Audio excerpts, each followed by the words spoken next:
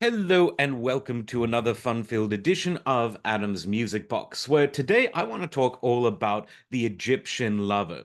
Now, a lot of people, when they look at the roots of hip hop, and as I said in a recent video, there's no singular event that really gives birth to any genre, but instead there's a conflagration, there's sort of this mixture of events that eventually resolves itself in the birth of a sound or a music style that is recognizable as something distinct from that which came before it, that which influenced it.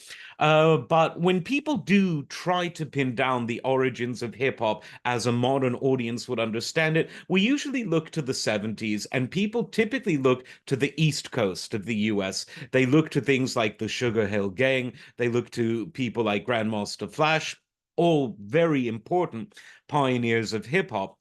Well, people don't really pay attention to what was going on in the late 70s and early 80s on the West Coast, which has always kind of startled me since by the late 80s and certainly into the 90s, West Coast hip hop was dominant, I would say, but it was certainly very popular.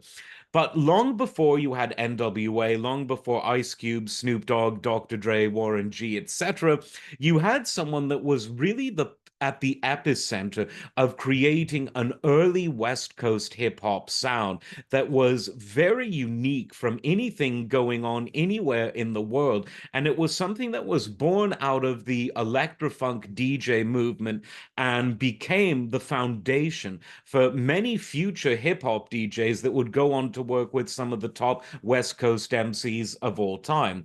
Egyptian Lover, I would say, really was this cornerstone, really was foundational. He was initially part of a collective, a music collective called Uncle Jam's Army, and he was the most well known and the most popular member of that collective in his day. But it was also where a very young DJ Pooh got his start. Now, DJ Pooh would work with people like KT, people like Ice Cube. He not only worked with Ice Cube from the point of view of production, of making beats, but he co-wrote the screenplay for Friday, one of the most famous hip hop uh, films of hip hop culture of all time.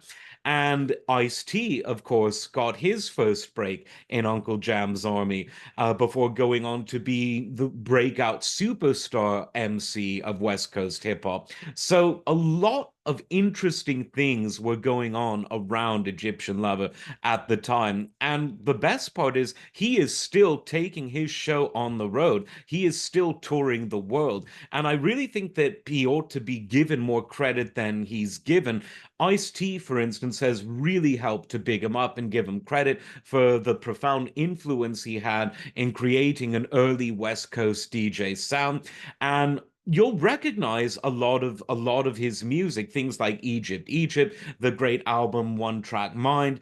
On the Nile was his initial album from 1984. Again, we're talking pretty early on in the advent of West Coast hip hop and all of the cultural movements that helped it coalesce into something that took over the world musically just a few years after. Arabian Prince, for instance, was also involved in Uncle Jam's collective, and he was one of the early members of NWA. He then left, but he was very much an important person who helped that rap group, possibly the most famous of all time, along with Public Enemy, Digital Underground, you could say as well, of really establishing this music as a force for change, not only social change, but a force for change on the music charts. So the beats that Egyptian Lover created helped inspire so many people. And even though the sonic palette that he used was typical of the analog equipment of the day, I think that it really withstands the test of time. And it's the kind of thing that even though the sounds were of their time,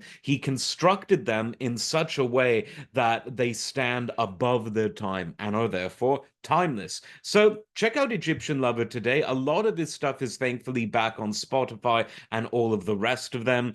And listen to what someone like Ice-T has to say about him, someone who was there and worked with him. I think you'll be impressed and maybe even upset that you hadn't heard of him before. We all know who to blame for that, but blame them no more because go and listen to him today. Like, subscribe, and we'll see you next time. Take care.